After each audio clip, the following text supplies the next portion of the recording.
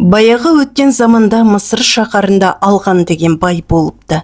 Ол байдың Берген, Мерген, Құйым деген 3 баласы болыпты. Ол бай 4 түлік малда есеп болмайтын бай екен. Балаларының алды 18 жаста, ортаншысы 16-да, ал кіші баласы 8 жаста екен. Балалары ер жеткен соң бір күні балаларын шақырып алып: «Балаларым, сендердің екеуің ер жеттің, ал Құйым болса әлі жас. Сендер мына малдарыңды алып, өздерің бағыңдар, мен қартайдым» дейді.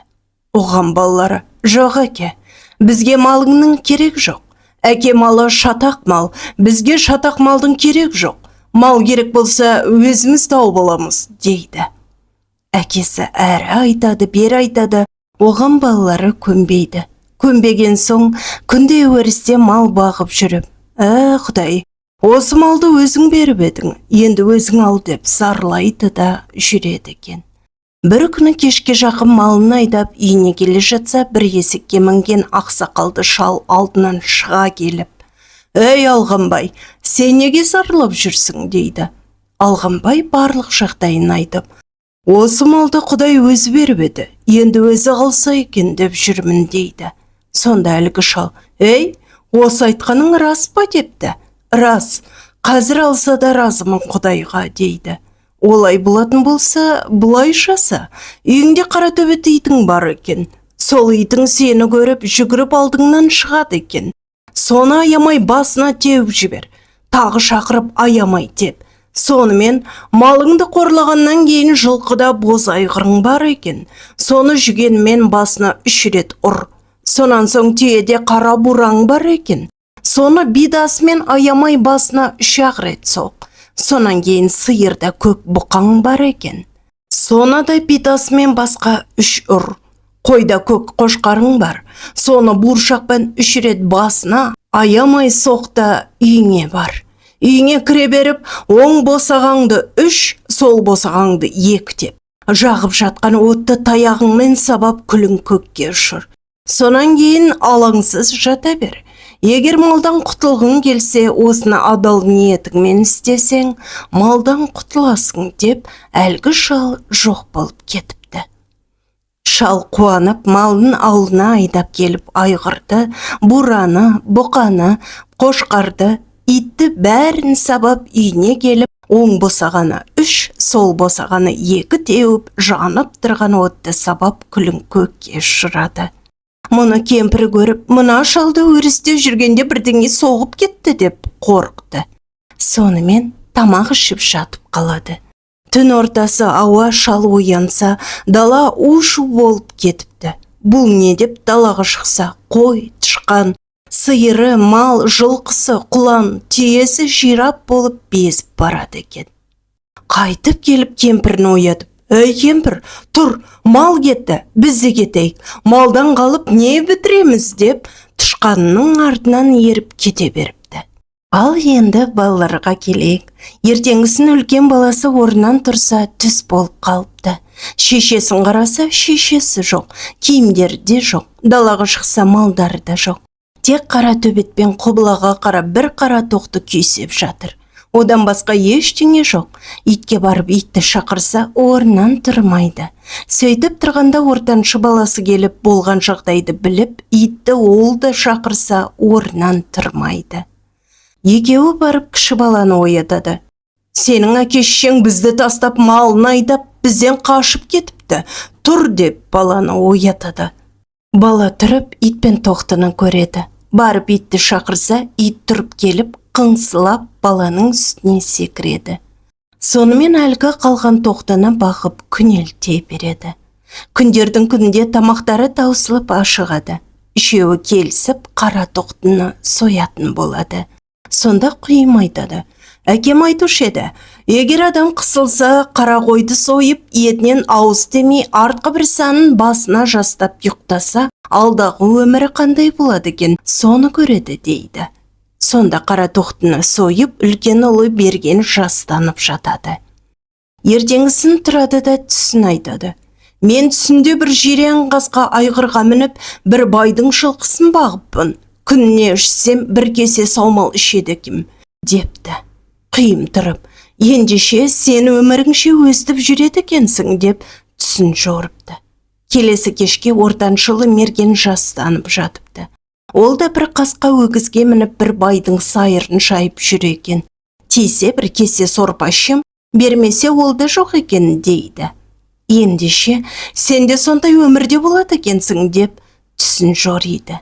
Келесі күні басына құйым жастанып жатып, мынандай түс көреді. Шаңырақ ашық қалған екен. Шаңырақтан үркер жұлдызы көрініп тұр екен. Көкірегі ашық қалған екен. Сол көкірегіне жаңбыр шауып қалыпты. Ояна келсе түс екен, әлі таң атпапты. Құйым ойлайды. Егер мен осы түсімді айтса, мына жамандар жаман ойға жорыр, одан да түс көргем жоқ дейін деп ойлайды. Ертеңгісін орнынан тұрады. Екі ағасы: «Ал, Құйым, не көрдің? Айт» дейді. Құйым: «Ештеңе көргем жоқ» дейді. Сонда екі ағасы: «Сен сатқын, түсіңді айтқың келмей тұр» деп сабап-сабап қуып жібереді екен. Ол сол қалпында басы ауған жаққа қарай кете береді. Әлгі үйіндегі қара ит сонымен бірге қайда барса сонда ілесіп кетеді. Сонымен Құйым ай жүреді, апта жүріп, бір дәу суға кез болады. Судың арғы жағында бір кісі 40 өгіз бағып жүр екен. Соны көріп айқай салады: «Ей, ата, мені мына судан өткізіп жіберші» дейді. Сонда шал: «Сені өткізіп не қылам» дейді. «Әке шешем жоқ, баласы жоққа бала болам». Шал өгізмен суға түсе қалып, баланы өткізіп алады. «Балам, сен рас маған бала боласың ба? Егер сен рас бала болсаң, менің бағып жүрген өгізім Шығай ханның өгізі. Мен осыны 1 жыл бағып, ақыма 1 дөнен өгіз аламын. Егер келісім берсең, биылға алатын өгізді сұрап алып, ел шақырып, ортан шелік ұстатып, сені бала қылып алайын» дейді. Құйым: «Ата, еркің білсін, менің әке шешем жоқ, сізге бала боламын» депті. Әлгі кісі ақысына 1 дөнен өгіз сұрап алып, соны сойып, ел шақырып, той жасап, балаға ортан шелік ұстатады. Содан бала 4-5 жыл тұрады, 12-13-ке келеді. Бір күні: «Әке, сіз мені неге балаға басырап алдыңыз?» депті.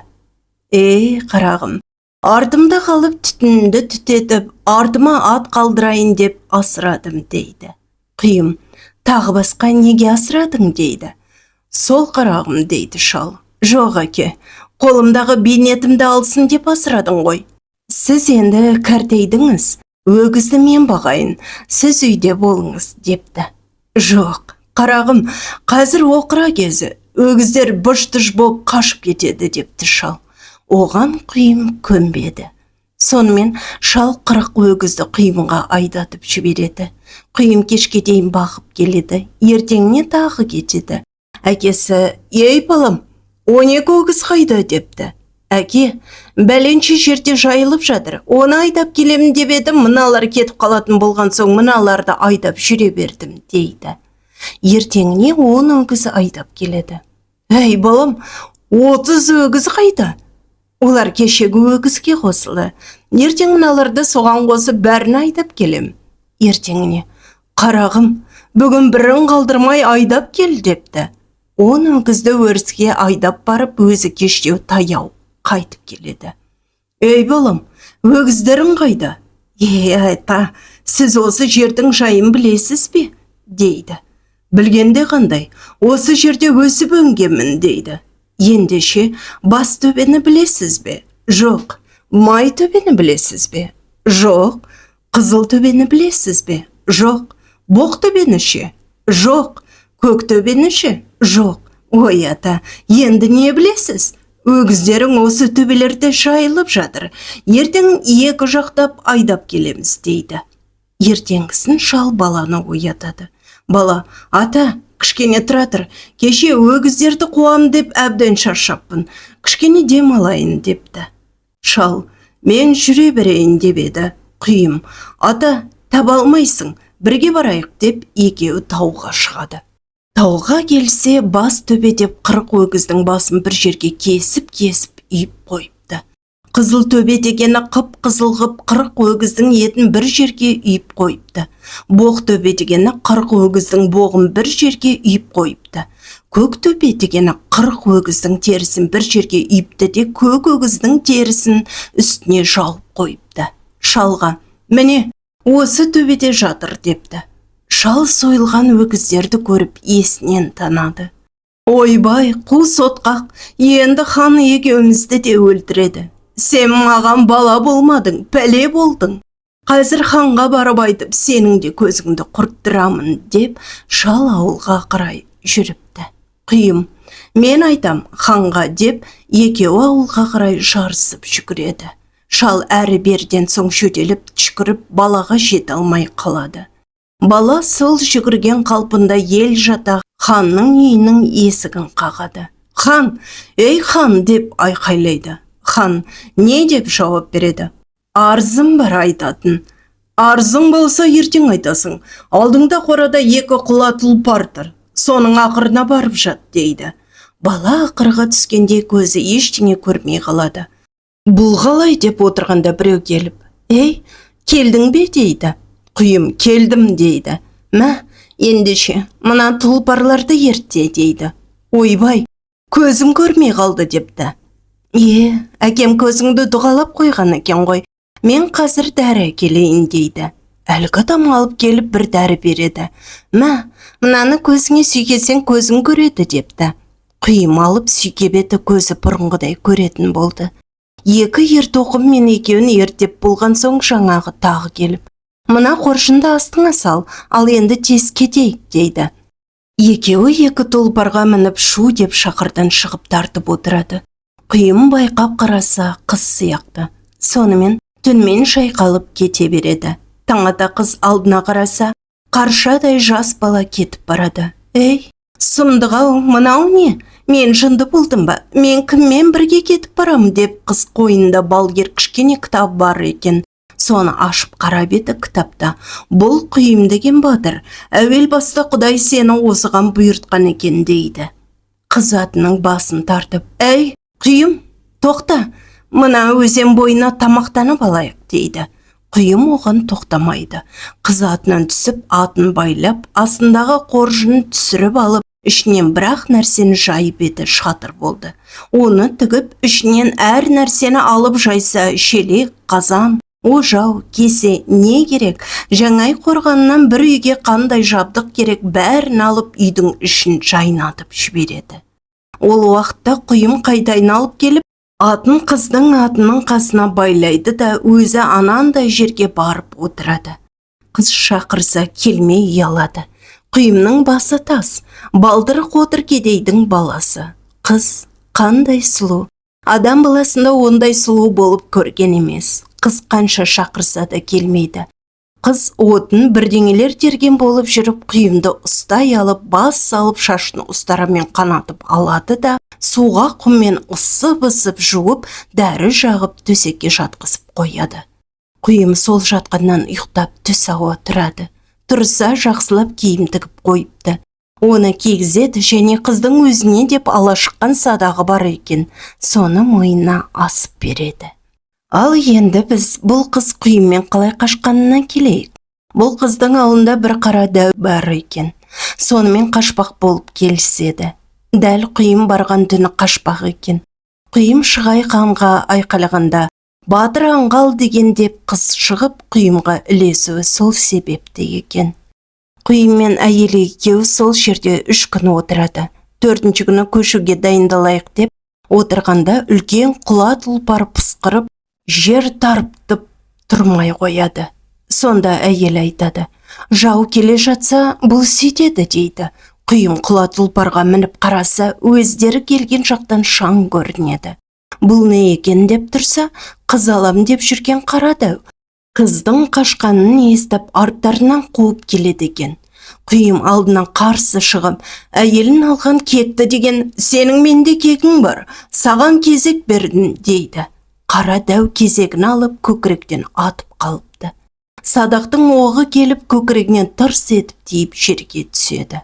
Құйымның үстінде сауыты жоқ еді. екінші, үшінші рет атады. Бірақ оқты дарыта алмайды. Сонан кейін кезекті құйым алады.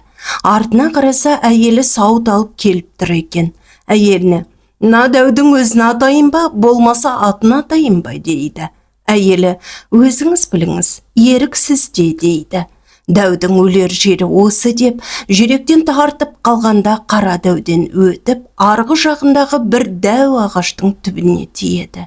Ағаш түбімен бірақ құлайды. Ағаш құлағында дәу бірге құлап жерге түседі.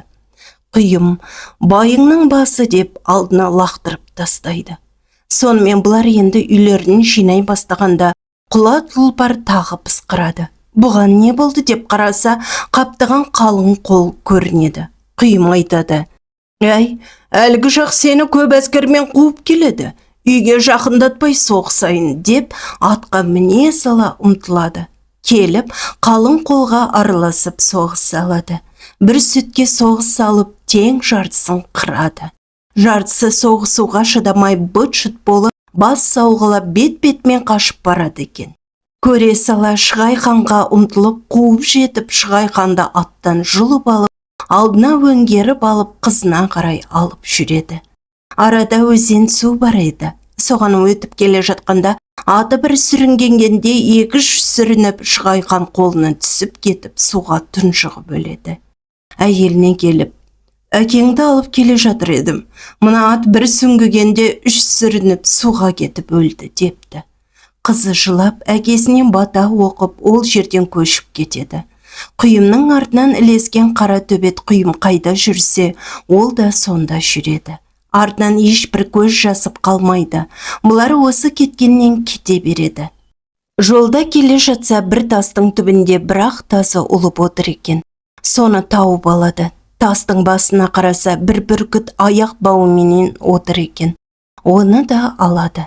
Сонан 2-3 күн жүріп, бір көлдің жанында сондай әдемі қорық бар екен. Соған келіп, үйін тігіп отырады. Олар қонып жатқанда жер жара айқайлаған біреудің дауысы шығады. Оны олар елең етпейді, отыра береді. Бұл қорық сол елдің Бұтыр хан деген ханның қорығы екен. Ол қорықта бір құлағын жамылып, бір құлағын төсеніп жататын бір қара дәу күзетеді екен. Ол айқайласа да іштеріне кірмейді. Ол айқайлағанда мал тұрма, құрт құмырсқа да ол маңайға жоламайды екен. Құйымдар 2-3 күн сол қорықта отырады. Қара дәу қанша айқайласа да іштеріне кірмейді. Бұдан хан уәзірін шақырып алып: «Мына дәу 3 күн болды айқайлағанына. Бұған не болды? Сен барып біліп келші, елдің үрейін алып болмады» деп уәзірін жібереді. Уәзірі келіп: «Саған не болды? Неше күн ұдайы айқайлап елдің берекесін алдың» депті. Сонда қара дәу айтады: «Мына ханның қорығына бір жас бала келіп, бүгін 4 күн болды кетпейді. Менің айқайлағаным ішіне кірер емес. Бірақ тазысы бір қарайды, қолында бүркіті бар, аң аулап кетеді. Әйел үйінде қалады. Қанша айқайласам, даусымды шыбыңғырлы көрмейді. Білмеймін, не пәле екен, барып өздерің біліңдер» депті. Бір уәзірі айтады: «Барып ханға айтайық» дейді. Бір уәзір: «Жоқ, барып білейік. Сонан соң ханға айтамыз. Барып білмей ханға не дейміз? Жүр, барайық» деп Құйымның үйіне келеді. Дәл түс кезі екен, Құйым үйінде екен. «Өй, сен елмісің, жоқ жаумысың?» дейді келген уәзірлер. Құйым айтады: «Ханыңа айта бар, жау десе жаумын, досы десе досымын, өзі таңдағанын білсін» дейді. Уәзірлер келіп ханға айтады: «Осындай бір бала келіп қорғаныңызға отырыпты. Дәу қанша айқайласа да құлағына кіретін емес. Бір барып, елмісің, жаумысың десек, ханыңа айта бар, елі десе елімін, жауы десе жауымын» дейді. Тегі жас бала қорқатын емес. Айтқандай, тақсыр әйелін айтсаңызшы. Адам баласының сұлуы екен, күйеуі тіпті жас екен деп ханға майын тамыза мақтайды. Хан айтады: «Ендеше доспын» деп алдың қасына көшіріп кел дейді. Уәзір барып: «Сенмен хан дос боламын» деп көшіріп кел деп жіберді. «Келіп ауылдың қасына қоныңыз» деді. Құйым әйелмен екеуі барып ауылдарына жақын қонды. Хан келіп нөкерлерімен қоныс құтты болсын айтты. Хан үйіне келіп жақсы көрерін шақырып алды. Мына баланың әйелін қалай алам? Соған амал табыңдар, мен соның әйеліне ғашық болдым дейді. Бас уәзір отырып, тақсыр, осы ауылда бір мыстан кемпір бар, ол барлығында орындайды дейді. Ендеше соны шақыр деді. Мыстанды алып келді. Мыстанға барлық жайды айтты. Мыстан ойланып, сіз қара қойдың қанын ішіңіз де қарық-қарық құсыңыз. Есіктен төрге, төрден есікке домалаңыз. Сонан елді шақыр. Маған тамырыңды ұстат. Мен айтам, бұл жаман ауру. Бұған ай бөкеннің сүті керек деймін. Ай бөкен деген аң. Ең шапшаң және өте күшті. Ол алға шабады. Оған барса, қайтып оралмайды. Сонан соң әйелін сен алмағанда, мен алам ба? Мен ай бөкеннің сүтін кім табады дегенде, сен әркімдерге айтып қой, құйым табады деп, халық бір ауыздан шу ете қалатын болсын. Сонымен хан қара қойдың қанын ішіп, қарық-қарық құсып, есіктен төрге, төрден есікке домалады. Елді шақырды, ел жиналды. Әлгі мыстан ханның тамырын ұстап, бұл ауруға бір-ақ ем бар. Ол ай бөкеннің сүті, одан басқадан жазылмайды деді. Бас уәзір, қалқам, оны кім табады дегенде, оны құйым табады деп ел шу ете қалды. Хан құйымды шақырып, ал қарағым, менің өмірім қазір сенің қолыңда. Ай бөкеннің сүтін сенен басқа ешкім таппайды. Соған бар деді. Құйым, мен үйіме барып біраз ойланайын деді. Үйіне келіп әйеліне барлық жағдайды айтты. Әйелі балгер кітабына қарап, барсаң бар, бірақ ханның ақ сауыты бар, соны сұра. 9 бүктемелі ақ семсері бар, соны сұра. Байлауда қара қасқа тұлпар тұр, соны сұра. Соларды берсе бар, әйтпесе барма, деп кеңес берді. Құйым ханға келіп, ақ сауыт, ақ семсер байлаудағы қара қасқа тұлпарды сұрады. Қара қасқа тұлпарды сұрағанда хан, мынаған оңай ажал табылды деп ойлады. Ол қара қасқа тұлпарды сол ауылдағы елді өлтіріп болмаған соң, 4 аяғына 4 қазық қағып шынжырмен байлап тастады. Оған барған соң, оны босатқан соң, оны бас салып өлтіреді деп ойлады да. Барып атыңды алып кел, сонан соң басқасын берейін дейді. Бағатын кісіні шақырып алып, мына кісіге қара қасқа тұлпарды бер деді. Мұны естіп елдің бәрі жиналды. Есігін ашып беріп өзі төбесінен шай, су беретін жерден қарап тұрды. Құйым есіктен кіріп барғанда қара қасқа тұлпар оқыранып жіберді. Аяғындағы шынжырларын қолымен бұрап сындырып, мойнына белбеуін салып, жетектеп алып шықты. Халық көріп, ойпырмай, мынау хан болуға жарайтын адам екен десті. Сонан құйым сауытын алуға барғанда хан қорқайын деді. Айтқанын түгел берді де. Қарағым, тездет деді. Құйым барлығын алып үйіне келді. Әйелі, сен енді үйден шығып бір оты жақсы жерге барып, бұл тұлпарды 15 күн жіберіп семіртіп бойын жаздыр. Сонан соң ізде деді. Құйым атына мініп жүріп кетті. Жолда атын 15 күн жіберіп тойындырып алды. Бір тауға барып басына шығып тұрды. Сонда атқа тіл бітіп сөйледі. Сен, Құйым, жан жағыңа қарашы, не көрінеді маңында деді. Құйым, еш нәрсе көрінбейді, тек қаптап өскен қарағай мен қайың көрінеді деді. Ал сен тыңда, мен саған айтайын. Мен өзің сияқты бір батырдың жанындай жақсы көрген аты едім. Сол батырды осы патша Айбөкеннің сүтіне жұмсады. Сонда дәл осы жерде тұрдық. Мен байқамаппын, Айбөкен келіп қалыпты. Мен жалт беріп қаша жөнелдім. Ол үстімдегі иемді алып қалды да жеп қойды. Мен шапшаңдықтан құтылып кеттім. Қайтып иеме оралуға менде ондай күш қайрат жоқ қой. Ал сол иемнен айырылған соң, Айбөкенге күшім жетпеген соң, мен барып осы патшаның елін қыра бердім. Көзіме не көрінсе, бала болсын, үлкен болсын, теуіп тістеп өлтіре бердім. Мені ұстауға неше түрлі айла әрекет жасап, ақыры мені ұстап, өзің босатып алған қораға 4 аяғыма 4 қазық қағып, шынжырмен байлап тастады да Қораның төбесін тесіп, сол жерде маған шөп, су беріп, 33 күн асырап тұрғанда сен келіп босатып алдың. Менің жағдайым осы. Ал сен жан-жағыңа дұрыстап қарашы, ештеңе көрінбей ме екен? Мен жан-жағыма қарап, қалың қарағайдың арасында бір ағаштың басында ағарған бір нәрсенің көрінетіндігін айттым.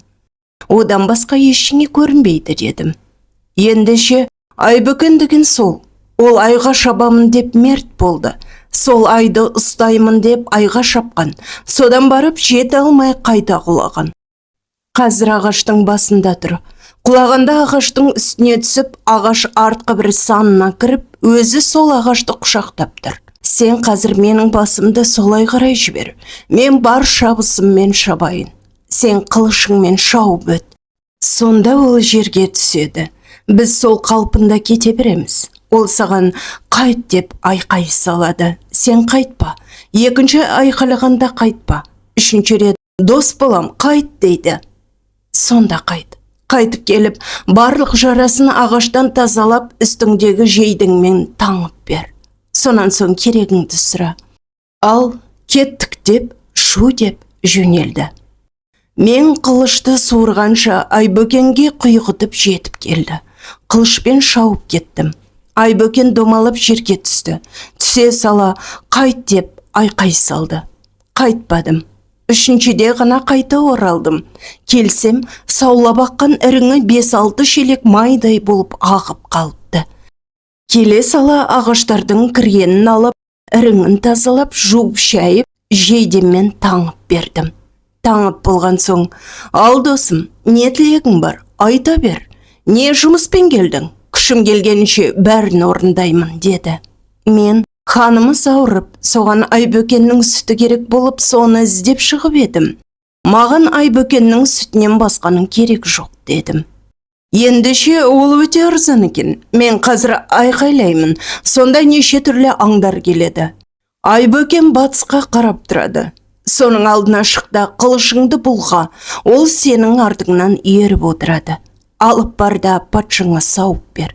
Егер оған көнсе, сүтін алсын, көнбесе, елің құр деп, маңдайынан сыйпасаң, 1000 аскер оған сөз емес, тегіс қырып береді. Егер айтқаныңа көнсе, қайт жануар деп, сауырынан сыйпа. Ол бір мезетте көзден ғайып болады. Бұл жерге сенің көмегіңсіз ақ өзі келеді. Ал оған басқа бір нәрсе керек болса, мені осы жерден табарсың, деді де 2-3 рет айқай салып еді, неше түрлі аңдар қайтып келе бастады. Ең соңында бір ұрғашы Айбөкен келіп күн батысқа қарап тұрды. Соның алдынан шығып, қылышымды бұлғап жүріп кетіп едім, артымнан ерді де отырды. Сол күні соғып отырып, ауылға келдім. Ол келгеннен көріп, ойпырмай, құйым Айбөкеннің сүті тұрмақ әуелі өзіне келіпті деп, ел таң қалды. Оны ханда естіп, зәресі кетті. Ертеңіне құйым Айбөкенді ілестіріп ханның ордасына барды. Хан Айбөкенді көріп, төрден есікке, есіктен төрге жүгіріп, «Шырағым, мен сен кеткеннен кейін көп замай басқа дәрі-дәрмек ішіп жазылып кеткенмін. Бұныңды енді әуре қылмай қайтарғын» деп жалынды. Құйым, «Қайт жануарым» деп жотасынан сипап еді, зымырап, әні-міні дегенше көзден ғайып болды. Хан қайтадан мыстан кемпірді шақырып алып, «Мынау мына жолы да аман келді. Енді не айтасың? Мен өлетін болдым. Ғашықтықтан жуадай солып барамын. Менің мал мүлігімнің жартысын алсаң да, осының әйелін алуға бір амалын тап» деп жалынды. Мыстан кемпір, «Енді бір ақыл бар, соны істейік. Одан ол 1000 жаны болса да оралмайды. Сен тағы қара қойдың қанын іш. Қарық құс, есіктен төрге, төрден есікке домала. Елді жи, маған білегіңді ұстат. Мен сонда айтам, бұл ауруың бұрынғы емес. Сен енді ұзақ ауырасың. Сен қайта ауырмас үшін су сиырдың сүті керек деймін. Ол су сиыр жер үстінде, тек ақ дәу, қара дәу, қызыл дәу деген перілердің қолында. Ол перілермен біздің арамызда 6 тау бар. Ол құс тау. Оған адам түгіл құс ұшып шыға алмайды. Шыққанымен арғы жағында тас тау бар. Онда кілең айнадай жылтыр тастар жатады. Оған адам тұрмақ, таста жүретін тау ешкіде тайып құлап өледі. Ал одан әріде қар тау бар. Онда қар күндіз-түні бірдей жауады. Ол таудың қарының қалыңдығы 1000 кес және ұн сияқты үлпілдек. Одан тегі өте алмайды. Ал оның ар жағында мұз тауы бар. Ол бәрінен тайғақ және бәрінен биік. Шапшаң ұшатын құс оның етегінен басына дем алмай бір ай ұшады. Ал оның ар жағында саз тау бар. Бетіне бір мысқал тас түссе, соны түбіне қарай тартып әкетеді. Онан арыда от тауы бар. Одан адам түгіл құста ұшып басына шыға алмайды. Оның ыстығы күнге жетіп тұрады. Міне, осыған жұмсаймыз. Сонан соң, ол кеткен соң, біраз күннен кейін не келіп өзіңе қосып ала бересің, дейді. Хан қара қойдың қанын ішіп, қарық-қарық құсып төрден есікке, есіктен төрге домалай бастайды. Барлық ел жиналады. Жәңегі мұстам білегін ұстап, ой пырмай, айтайын ба, айтпайын ба деп өтірік көзі шарасынан шығады. Қош, не де болса әулием, жасырмай айт деп жалынады. Елде хан сөзін қоштайды. Ендеше мен айтайын. Бірақ көңілдеріңе ауыра алмаңдар. Бұл ханның ауруы бұрынғы емес. Бұл өте қауіпті. Дәрісі табылса 2-3 ай созылады. Дәрісі табылмаса 2 айдан кейін өледі дейді. Уәзірлері, ал енді қандай дәрі керек депті. Сонда кемпір айтады. Бұған су сиырдың сүті керек. Одан басқа дәріге жазылмайды дейді. Уәзірлер, ойбай, ол су сиырды кім табады дейді. Елге. Сонда ел, оны құйым табады дейді. Өзің үшін туыпсың, елің үшін күйіпсің деген қарағым, барып кел деп ел шу ете қалады. Құйым бармақ болып уәде береді. Құйым ертеңіне су сиырды іздеп жолға түсіп кетеді. Сол кеткеннен кете берсін. Енді ханға келейік. Хан 2-3 күннен кейін құйымның кеткенін әбден білген соң құйымның әйелін алуға жүреді. Ал құйымның әйелі мұны балгер кітабына ашып біліп, сол кітабымен дұғалап, өзінің үйін айналдыра 9 қабат адам шыға алмайтындай етіп тастан қорған соғады. Мұны көріп хан қол астындағы барлық елді жинап соны бұздырады. Кешке дейін ел жиналып 8 қабатын бұзып 1 қабаты қалады. Ертең бұзамыз деп кетсе, ертеңіне сол 9 қабаты қайта қаланулы тұрады. Енді осы хан 9 қабат қорғанды күнде бұзумен болсын. Енді құйымға келейік. Құйым сол кеткеннен кетіп, өзінің Айбөкен досына барады. Барып, амандасып болған соң бар жағдайды айтып, соған болысуын сұрайды. Сонда Айбөкен айтады, бұған менің ешқандай көмегім жоқ. Ол Ақтау, Қарадау деген 3 перінің қолында. Оған бару үшін 6 таудан өту керек. Ол таулардан құста ұшып өте алмайды дейді. Ал енді саған айтар бір кеңесім бар. Анау аспанмен тіресіп тұрған бәйтеректі көрдің бе? Соның басында алып қара құс деген құс бар. Соның балаларын сол жерде тұратын айдақар жеп кетеді. Сен сол айдақарды өлтірсең, баласына ажалдан аман алып қалғаның. Бала деген бауыр еттен жаралады ғой. Сол үшін де сені қалған жеріңе апарады. Ал оған бару тек сенің қолыңнан келеді. Одан басқа істейтін амал жоқ, деді. Құйым Айбөкенмен қоштасып сол көрінген бәйтерекке келеді. Келсе, бәйтеректің басында 3 балапан жатыр екен. Әрбірінің үлкендігі түйенің үлкендігінде екен. Балапандарға қауырсын жаңа-жаңа шығып келеді екен. Әлгі жердің өсімдіктері де басқа жерге қарағанда өзгеше. Түйе жапырақтың бір жапырағының асты бір үлкен тайдай екен. Атын босатып жіберіп, сол жерде айдағар қай жақтан келер екен деп тосып жатты. Жатып ұйықтап кетіпті. Шырқыраған бір нәрсенің даусынан шошып ояна келсе, әлгі балапандар екен. Бұл неге сонша шырқырайды деп жан-жағына қараса, бәйтеректің суын сығып, жоғары балапандарға өрлеп кетіп барады екен. Құйым 9 бүктемелі ақ семсермен салып жіберіп еді, басын қақайырды. Айдақар жерге тарс етіп құлап түсті. Құйым қылышпен кескілеп өлтірді де кеулі жай отыра берді. Бір уақыттар болғанда қатты жел тұрды. Бұл не деп қараса алып қара құс екен.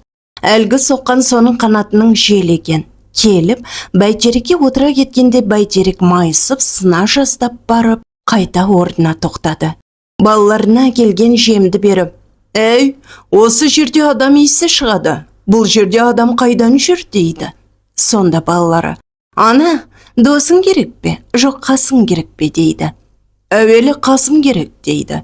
Сонда балалары Айдаһарды көрсетеді. Айдаһарды ауып деп бірақ жұтып, «Ал енді маған досым керек» депті.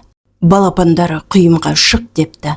Құйым жапырақтың арасынан шыға келгенде оны да жұтады. Бірақ балалары тамағынан шырқырап жібермейді. Жібермеген соң қайта құсады да. «Қой балаларым, бекер істедіңдер. Жұтып қайта құсқанымында 1000 кісілік күш беретін еді. Бұған 100-ақ кісінің күші бітті. Бұларың дұрыс болмады» деп құйымнан мән жайын сұрады. Құйым су сиырдың сүтін іздеп келгендігін айтты. «Мұның үлкен жұмыс екен. Оған менің күшім келмейді. Тек сені апарып сол жерге тастайын. Сонан кейінгісін өзің біл. Менен басқа ешқандай көмек болмайды». «Жарайды, мені сол жерге жеткізсең болғаны. Ар жағын өзім көріп аламын» деді құйым. «Олай болатын болса, сен осы жерде 2 жеті тоз. Мен балаларыма тамақ жиып беріп кетейін. Және өзімізге тамақ дайындайын. Және 40 мес су керек. Арада оттауы бар. Содан өткенде керек болады» деді. Сонымен құйым сол жерде қалды да, алып қара құс тамаққа кетіп 1 жетіде 2 рет келіп, балапандарына 2 айға жарайтын етіп тамақ жиып беріп, 40 мес су артып, 3-ші күні қайтып келіп, «Ал кетелік» деді. Құйымды аты мен екеуін қанатының үстіне таңып алып ұшады. 1 ай тік ұшты да сонда құйымға «Жерге қара» деді. Құйым жерге қарап, жер тоғымның үлкендігінде екен дейді. Сонда құс «Әлі төмен екенбіз» дейді. Тағы біраз күн тік ұшады. «Ал енді қара» дейді. «Жер жуан иненің көзіндей болды» дейді. «Ал енді төбесіне шықтық. Енді тура ұшамыз, сен көзіңді жұм» дейді. Бірнеше күн ұшқан соң бір мезгілде ұшуын тоқтатады. Құйым көзін ашса бір жерге келіп қоныпты. «Ал енді келдік» деді. Қараса 40 мес судан түк те жоқ. «Су қайда?» деп сұрап еді. «Жаңа оттауына келгенде өзімізге ыстық келтірмес үшін тесіп барлығын құрттым» деді. «Ал енді сен осы суды жағалап жүре берсең, алдыңнан көпір шығады. Содан өтіп, Ақ дәудің үйіне барасың. Мына бір қауырсынымды алып қал.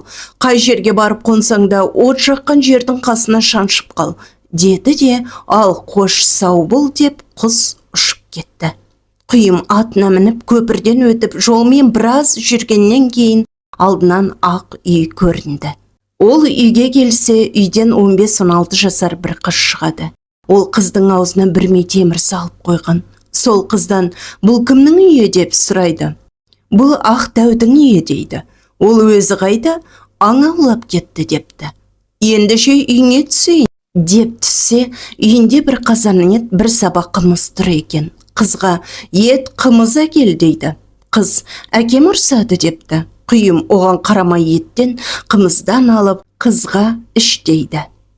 Қыз «Бірге отырып ішпеймін, әкем ұрсады» депті. «Аузымдағы бүрмені тамақ ішіп қоймасын» деп салып кетті депті. Құйым «Әкең енді келмейді, ұрыспайды» деп аузындағы бүрмені алып тамақ береді де, «Әкең қай жолмен кетті?» депті. «Мына жолмен кетті». «Қай жолмен келеді?» «Мына жолмен келеді» дейді қыз. Келеді деген жолға түсіп бір жерге ағаш ішіне атын байлап тосып отырса, артында тазысы, қолында бүркіті, иті ұлып, бүркіті шаңқылдап, сауыты сөгіліп келеді екен. Сонда Ақ дәу «Ей, ұлымағырдың иті ұлып, өз басыңа көрінсін. Шаңқылдамағырдың құсы шаңқылдап, өлеріңе көрінсін. Сөгілмегірдің сауыты сөгіліп, тозарыңа көрінсін. Осы құйым туғанда бүлкете қалып еді, бар денем» деп келеді екен. «Әй, мен саған не қылдым?» деп құйым шыға келеді. Сонда екеуі алыса түседі. Алысып Ақ дәуді алып ұрып, басын кесіп алып қызына «Мә, әкеңнің басы» деп жүре береді. Қыз әкесінің басын көріп жылап қала береді. Біраз жүрген соң Қара дәудің үйіне келеді. Онда 2 қазан ет, 2 сабақ қымыз тұр екен. Оның да үйінде бір қыздан басқа ештеңе жоқ. Келіп үйіне түссе, қызының аузына бір мес алып қойыпты. Оны сындырып, қасына отырғызып тамақ ішіп, әкесінің қай жолмен келетінін сұрап алып алдынан шығуға кетеді.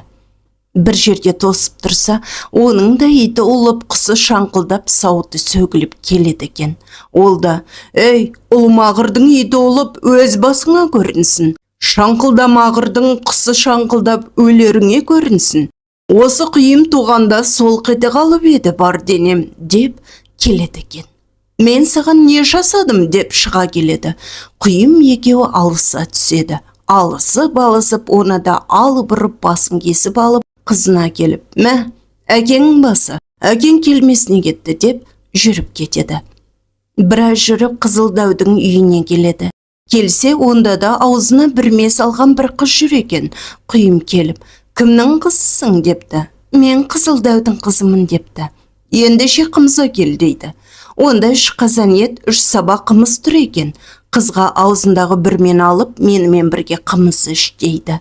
Бұл қыз бұрынғы қыздар сияқты қарсыласпай, бір мені алып, бірге қымыз ішеді. Қымыз ішіп отырып: «Сіз Құйым деген батырсыз ба?» дейді. «Е, оны қайдан білдің?» «Менің білгенім, әкем 3 ағайынды, 3-еуі де пері. Олар жиналғанда айтушы еді: біздің ажалымыз Құйым деген батырдан» деп. «Сол батыр 3-еуімізді өлтіреді» дейтін. Және бұл жерге адам келе алмайтындай етіп, осы жердің жан-жағын 6 тауымен қоршаған еді. Оның үстінен асып келе алмайды деп дұғамен қоршаған. «Қайран әкемнің ажалы жеткен екен. Енді саған айтатыным бар. Менің әкемнің жаны бөлек. Екеуің 7 күн, 7 түн алысасың. Сонда әкемнің бір танауынан ақ жібек, бір танауынан қызыл жібек салбырап шығады. Сонда сен соны мұртына келгенде тартып, үзіп ал. Менің әкемнің жаны сол. Сен оны олай етпегенде де жеңесің. Бірақ сол мұртынан салбыраған жібек жерге жетіп, сенің аяғыңа оралып үзілгенше кем дегенде 1 ай алысу керек. Ал әкем мына жолмен кетті, барсаң алдынан шығасың» дейді. Құйым жолға түсіп келе жатса, иті қаңқылдап, құсы шаңқылдап келеді екен. «Ей, ұлымағырдың иті ұлып, өз басыңа көрінсін. Қаңқылдамағырдың құсы қаңқылдап, өлеріңе көрінсін. Сөгілмегірдің сауыты сөгіліп, тозарыңа көрінсін. Осы Құйым туғанда сол қете қалып еді бар денем» деп келеді екен. Құйым бұғынып тұрған жерінен шыға келіп: «Ей, мен саған не қылдым?» деп атып шығады. Екеуі алыса кетеді. Екеуі 7 күн 7 түн алысып, 8-ші күні болғанда Қызыл дәудің 2 танауынан бұтандай бір ақ жібек, бір қызыл жібек шығып салбыраған екен. Құйым қолын жібере салып жібекті жұлып алады. Қызыл дәу жерге тарс етіп құлап түседі. Құйым басын кесіп алып, қызына әкеп береді. «Мә, әкеңнің басы» дейді. Қыз: «Өлерін мен өзім айттым. Әйтпегенде әлде біраз жарық дүние көретін еді» депті. Сонымен Құйым сол күні сол үйге түнейді. Алып қарақұстың қауырсын отбасына қиялап шаншып қояды. Ертеңгісін Қара дәудің қызының үйінен қонады. Алып қарақұстың қанатын отбасына шаншып қояды. Ертеңгісін тұрса, Ақ дәудің қызы: «Ой, Құйым келіп қалыпты ғой» деп малын қайырып жүр екен. Қараса, бәрі малымен көшіп, Ақ дәудің үйіне келіп қалыпты. Сол күні Ақ дәудің үйіне қонып, қанаты тағы да отбасына шаншып қойып жатады. «О, біздің Құйым досымыз келіп қалыпты» деп Айбөкен малын қайырып жүр екен. Қараса, Айбөкенге келіп қалыпты. 4-ші күні Айбөкеннің ауылына келген соң, сол жерге түнеп, ертеңгісін өз үйінің қасына келіп қоныпты. Әйелімен амандасып, аман есен көріседі. Ертеңіне алып қарақұс келіп: «Ал батыр, менің баламды ажалдан айырғаның үшін аз да болса көптей көріп мені босат» дейді. Құйым көп рахмет айтып, алып қарақұспен қоштасып, ықтиярмен қайырады. «Ел, Құйым келіпті, су сиыр тұрмақ 3 дәудің 3 қызын әйелдікке алып келіпті» десіп шуылдасады. Құйым ханға барып: «Ал ханеке, су сиырдың өзін әкелдім. Етін жесең де өзің біл» дейді. Хан қорқып: «Қарағым, сен кеткен соң әртүрлі дәрі-дәрмек ішіп жазылып кеттім» дейді. Сонымен хан мыстан кемпірді шақырып алып, «Ал, мына пәле тағы келді, енді не айла табасың?» дейді. Кемпір ойланып, енді бір амал бар, ол былай: сіз дәу бір маядай сексеуілді маймен майлатып жинатыңыз. Ортасына қойған бір шынжыр үстіне шығып тұрсын.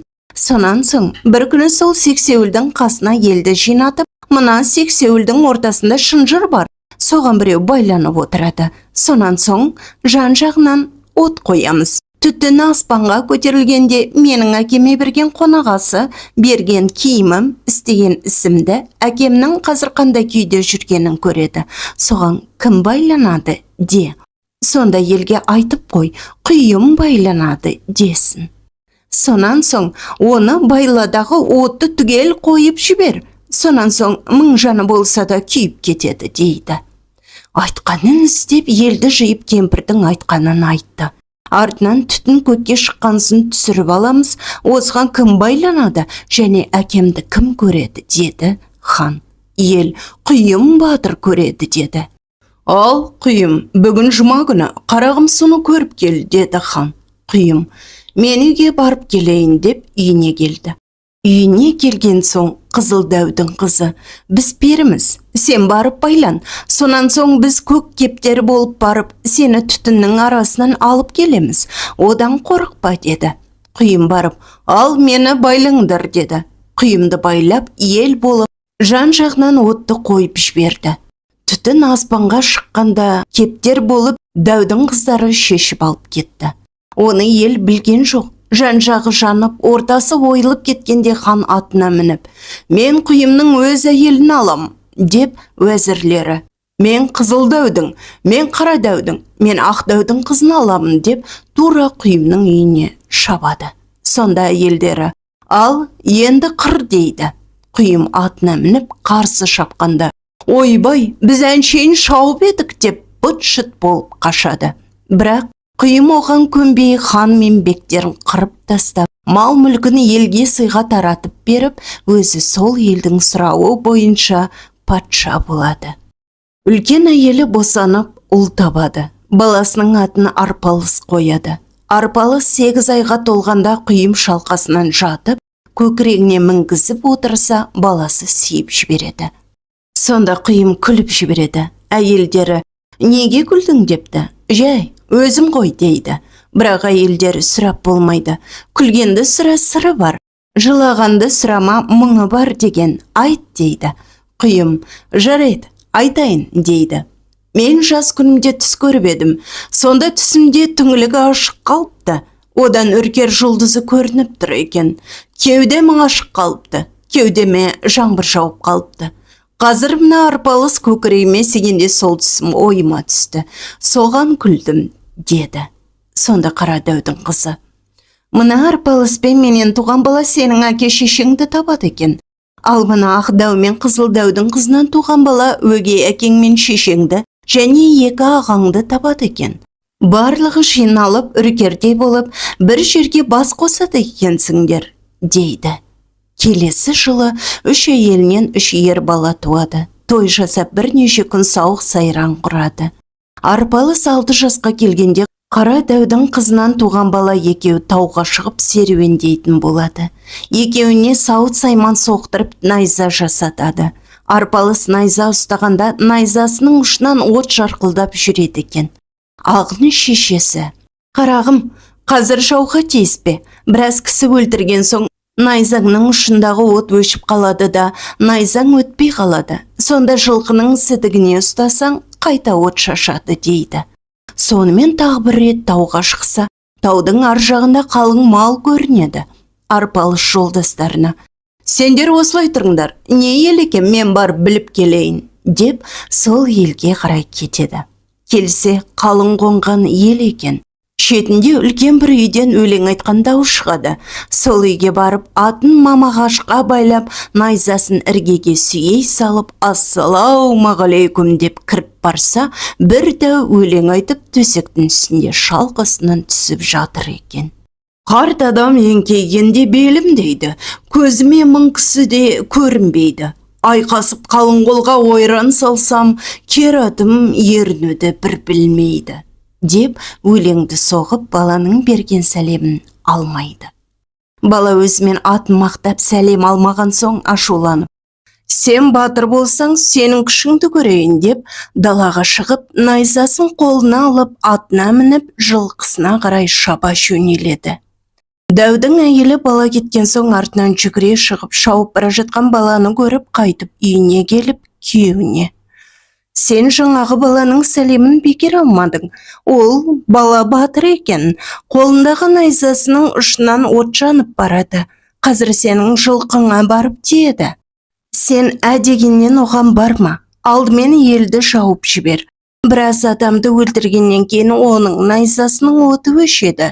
Сен сонда барып айқас. Әйтпесе, сенің күшің келмейді, дейді. Арпалыс бара сала қайнап жатқан қалың жылқыға тиіп айдай жөнеледі. Қараса, жылқышысы бір тайды шеге қақтап жеп отыр екен. Бала жылқыны айдай жөнелгенде олар да бата алмай қорқады. Біреу артынан келіп: әй батыр, бұл жылқының иесі де батыр. Аты осы жылқыда кетіп барады. Батырдың атын беріп кет, арманда қалар, дейді. Жарайды, алып қал, дейді. Үлкен кер ат екен. Ұстап алып қалады. Атын иесіне апарып болған жағдайды айтады. Батыр ашуланып: мен барғанша соғысып жолын бөгеңдер, дейді. Бірақ жылқышылары баруды бас тартады. Бармасаңдар алдымен сендерді жайғаймын деп қорқытады. Амал жоқ. Жылқышылары жылқыны қуып жөнеледі. Жылқышыларының артынан ол да барады. Барса, біразын жайғапты. Найзасының оты өшіпті. Бара баламен айқаса түседі. Арпалыс найзасын қалай салса да өткізе алмайды. Қараса, оты өшіп қалыпты. Жауып барып бір жылқының сідігіне ұстап алады. Қайтып суырып алса, ол қайта жаныпты. Оны көре дәу үйіне қарай тұра қашады. Артынан қуып, үйіне жақындағанда қуып жетіп, найзасын салады. Найза өтіп, ар жағынан шығады. Әйелі есік алдында қарап тұр екен. Әйеліне: арыздасып қал, найзамды суырғанда жаны қоса шығады, дейді. Әйелімен қоштасып, найзаны суырғанда тамырмен құлаған ағаштай жалп етіп құлап түседі. Атын жетектеп жылқыға әкеп қосып, жолдастарына айдап келеді. Жолдастарына болған жағдайды айтып, ауылына қайтады. Жолда келе жатса, бір-екі сайдың ар жағында бір адам түрегеліп жығылып, қайта түрегеліп, жығылып жүргенін көреді. Бір жолдасына: сен барш, ана қара не қылған адам екен, дейді. Жолдасы шауып барып қайтып келеді. Бір шал, бір кемпір. Барып сәлем беріп едім, сәлемімді алмады.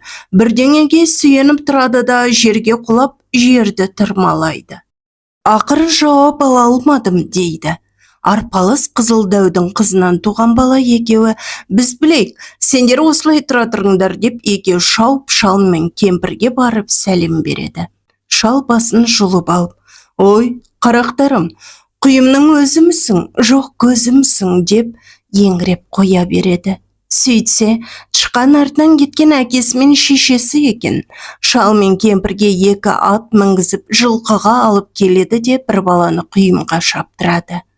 Әкесін таптым, жолына бір кесе бал құйып, төкпей шашпай алдымыздан алып шықсын, дейді. Құйым хабарды алып: бұл қалай, менің балам осындай маған әмір береді, деп ойлайды. Бірақ шеше алмай бір кесеге бал құйып алдарынан алып шығады. Әке-шешесімен аман есен көрісіп, баласынан: сен маған неге сондай тапсырма бересің, дейді. Сонда баласы: сен ұлы патшасың, үйіңнен жылап шығасың, сонда сенің қай жерің патша болады? Сол үшін солай буынын бекітіп келсін дегенім, дейді. Сонымен әкесін үйіне алып келіп, үлкен той жасайды. Қара Дәудің қызынан туған Қасым мен Ақ Дәудің қызынан туған Есім екеуі ел көреміз деп алыс сапар жүреді. Жүре-жүре бірнеше айлар жүріп, бір қалың тоғайға келеді. Келсе, ол шетімен бұл шетіне көз жетпес қаптаған қалың жылқыға келеді. Жылқының ағы бөлек, көгі бір бөлек, құласы, қарасы жеке-жеке бөлінген. Сондай қызық. Қасым мен Есім екеуі осы жылқыға қызығып, ауылға айдап кетейін деп жылқының бірін қалдырмай айдайды. Айдап кешке бір жерге келіп қонады. Түнде нөсер жаңбыр жауады. Паналайтын жер іздеп жүріп бір жаман там табады. Қасына атым шідерлеп, есімнен бұрын тамға кірсе, тамның төр жақтағы бір бұрышынан бір нәрсе жүгіргенін көреді. Қасым Батыр, бұл кім? Адам ба, сайтан ба? Адам болсаң айт, сайтан болсаң өлтіремін деп ақырады. Мен адаммын деп бір адам даусын шығарады. Адам болсаң не қып жүрсің дейді әлгі адам. Мен саған жайымды айтайын деп қасына келіп отырады. Мен бір байдың баласы едім, және 3 ағайынды едік. Әкеміз малыменен қашып кетіп бізді тастап кетті. Содан біз кедей болып қаңғып қалдық. Менің ең кіші інім Құйым еді. Ол да бізден қашып кетті. Ол байқұс қай жерге барып өлгенін білмеймін. Мен үлкен ағамыз екеуміз осы жерде бір байға жалданып, мен жылқысын бақтым. Үлкен ағайым сиырын бақты. Сөйтіп жүре бердік. Содан бай басқа жерден қоныс алып, соған көштік. Кеше осы жерден көшіп бара жатқанда, мына жерде бір жотаның басына бір ақ боз атқа мінген бір адам шауып шыға келіп, бізге қарап ат қойды. Оның артынан біреуі. Сөйте 40 ақ боз атқа мінген адам келіп елді шапты. Сонан өлтіргенін өлтіріп, өлтірмегенін малымен айдап кетті. Міне, мен аттан шығылып, өтірік өліп жатып, олар кеткеннен кейін тұрып қашып, осы тамға келіп тығылдым, дейді. Қасым айтады. Сіздің айтуыңызша, алған байдың баласы Құйым ба, дейді. Қарағым, оны қайдан білесің деп әлгі адам жабыса кетеді. Сол Құйымның мына екеуміз баласымыз, дейді. Сол жерде үшеуі көрісіп, амандасып болып, ендеше осы жерге қалайық, ертең сол жермен жүрелік, дейді. Ойбай, қарағым, онда бармаңдар, барсаңдар малдарыңнан түк қоймайды, және түгел тонап алады, дейді. Сіз одан қорықпаңыз деп Қасым оны басады. Ертеңіне таң атады, жылқыны соған қарай айда депті. Қарағым, сауыт сайманың жоқ, олардың бәрі қарулы, жуыма, дейді. Сіз қорықпаңыз, солай айдай беріңіз деп үшеуі жылқыны солай айдайды. Бір жерге келгенде бір боз атты шауып шыға келеді. Әні келе жатыр деп Құйым ағасы зар қақты. Мен оларды тосам, сендер айдай тұрыңдар деп атын көлденең тартып Қасым тұрып қалады. Бірінің артынан бірі шығып, 40 боз атты шауып келеді. Шетінен келгенін қамшымен бір ұрып аттан ұшырып түсірді. Сонымен 40 ұрып бәрін жерге түсіріп, 40-ның да қолдарын байлап, өздері шауып шыққан жерге келсе, ар жағы қаптаған мал тігілген үй екен. Жылқыны айдап сонда келеді. Әлгі тауып алған әкесі бір кісіге барып, сүйінші, Құйымның мынау балалары екен депті. Сөйтсе, әлгі Құйымның үлкен ағасы екен. Онымен де көрісіп болғанда бір шал келіп, қарағым, айтып тұрғандарың алған байдың Құйымы ма, дейді. Я деп жауап береді. Ой, қарағым-ай, аман екен ғой ол. Шығай ханның қызын алып қашып кетіп еді, маған бала болып жүріп еді, дейді. Сөйтсе, әлгі өгей әкесі екен. Өгей шешесі мынау деп қасындағы жылап тұрған кемпірді көрсетеді. Барлығына ат, шапан беріп, еліне алып қайтады. Еліне алып келіп, Құйымменен көрісіп, барлығы бір жерге жиналып, үркедей болып, тату тәтті өмір сүріпті. Бір уақыттарда аранын ашқан ажал бұлардың да түбіне жетіпті деседі. Осымен ертегіміз де аяқталды.